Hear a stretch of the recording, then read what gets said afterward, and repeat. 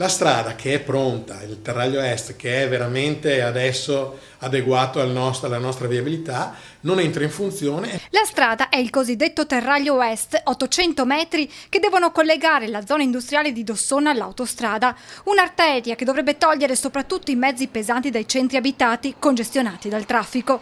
L'inaugurazione era prevista in questi giorni, dopo la Dunata degli Alpini, poi la notizia di un cavo ad alta tensione che non si troverebbe alla giusta altezza e il taglio del nastro che si allontana. Non abbiamo questa possibilità di aprire 600 metri di strada e portare soprattutto, io lo dico sempre, in sicurezza tutti quegli operatori nostri che ogni mattina e ogni sera percorrono la nostra strada. Gli imprenditori della seconda zona industriale più grande della Marca si erano battuti per la realizzazione dell'opera e nel 2013 avevano festeggiato l'accordo raggiunto. Ora questo contrattempo si abbatte come un fulmine a ciel sereno. Non capiamo, non vogliamo capire, abbiamo bisogno della strada e vogliamo che la strada venga messa a nostra disposizione perché noi creiamo lavoro, abbiamo problemi tutti i giorni e almeno questo ci deve essere evitato. Si mettano d'accordo il più velocemente possibile perché alla fine ci interessa anche poco chi risponde, a noi ci interessa avere la strada, quello è il punto. La scadenza contrattuale dei lavori è ad ottobre, prima di parlare di ritardi mancano ancora 5 mesi e la replica data da Silvano Vernizzi,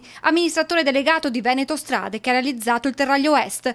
Nessuno ha mai promesso un taglio del nastro nei prossimi giorni, ha aggiunto Vernizzi, ed è vero che ad oggi esiste il problema di un mancato sollevamento di una linea elettrica, ma prima di ottobre non c'è nulla che possiamo contestare, ma gli imprenditori non ci stanno e sono pronti a far sentire nuovamente la loro voce. Non staremo fermi assolutamente.